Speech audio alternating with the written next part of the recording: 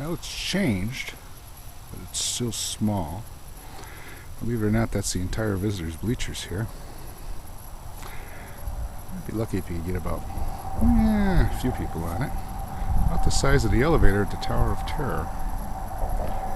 Anyway, as we come across here, this has changed too. Although the goalposts are still old.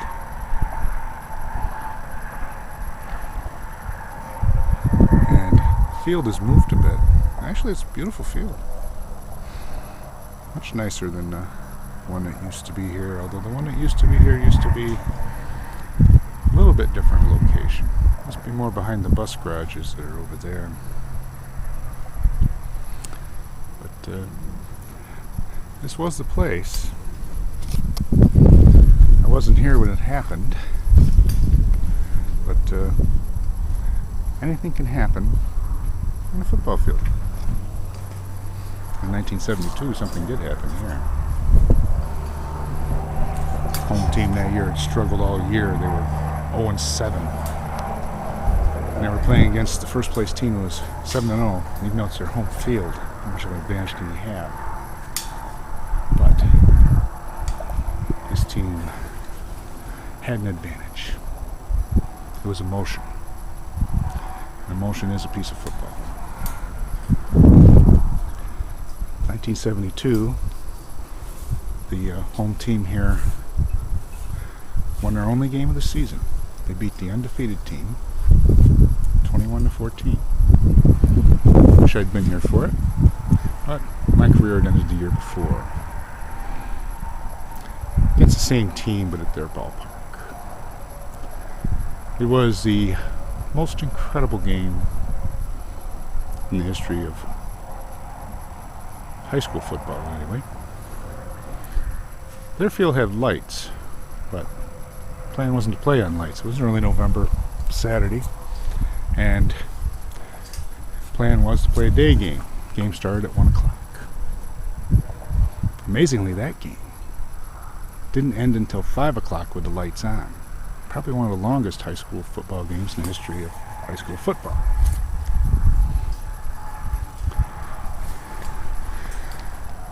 It was a game where the team here was not 0-7 that year. It was a more respectable record, right around 3-4, 4-3, I forget.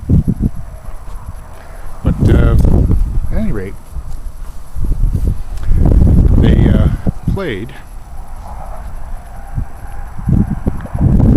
and when they started the game,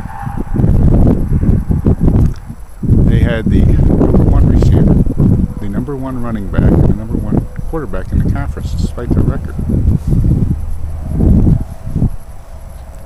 But the game, it started with the team here ahead 27-7 in about one quarter. At the end of that quarter, all of a sudden, referees' handkerchiefs started flying. Every play. Multiple penalties. I would say there were probably 500 yards in penalties called against this team that day. Quarterback was thrown out. A couple other players were thrown out. The referees just, I don't know. We never did get an explanation of what those referees wanted to do, although after the game, the coach was fired. And really, the coach was nice to his players. So, you know, it wasn't I don't know. There's a lot of rumors about what happened, but let's stick with facts. Facts are the referees threw over 500 yards in penalties. Probably a high school record. And after 27-7, the game went to, let's see now, 75-36. Then, the last play of the game, at 5 o'clock at night, in the dark with the lights on, the team with 36 scored one final touchdown to make it 42. There was to be no extra point attempt because the number one receiver was laying in the end zone, being cheap-shotted after he scored the touchdown in the end zone. And there was no referee's flag, amazingly enough. So the final score was 75-42. And amazingly enough, because so many penalties had been called, there was still over a minute left on its score clock, even though the game had been going since 1 in the afternoon until 5 at night. That game happened in 1971.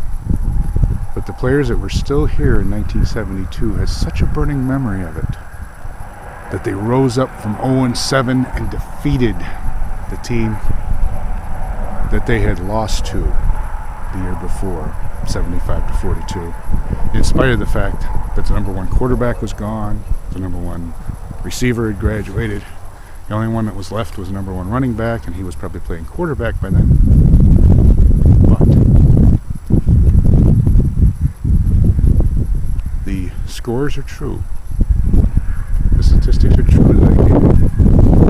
And as far as where it was, well, it's still the same place. The scoreboard over there tells you who the home team is. It's still a small school, although there's more buildings here than there used to be. Didn't used to have a track around the field. Didn't used to have tennis courts. But it was here, even though it's changed, where the most incredible upset in high school history took place in 1972. Powered by some players who remembered with emotion the game and the penalties and the nightmare of one of the longest high school games in history played in 1971. Believe it or not.